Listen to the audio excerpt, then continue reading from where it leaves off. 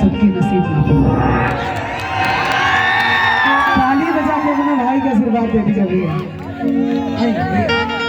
विनय जी, विनय जी, यही तो हम कुछ कह दीजिए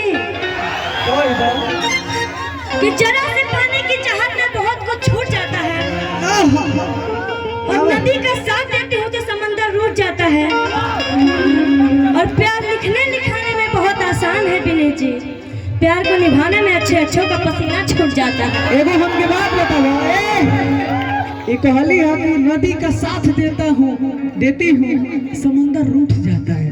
हमरा के ये बताओ कि तू नदी के साथे कहे देलू, हम नहीं की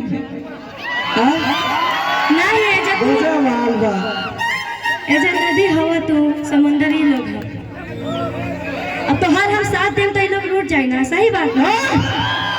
ये गलत फहमी बा, ये हमारा से बोलिए तो तुम खिसिया जी को जाओ, गलत फहमी है आपका। अच्छा ना तो ग्रुप मान लो, देख लो के करावरी अब तो एनर्जी बा मान लो ग्रुप नहीं, ग्रुप ना बांधा। अरे की भैया हर की जान तो हर मामी कसम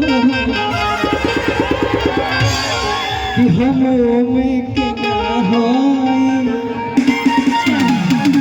क्या हो गया ये मत कितना सोटी यार, ला ला खींच लो खींचा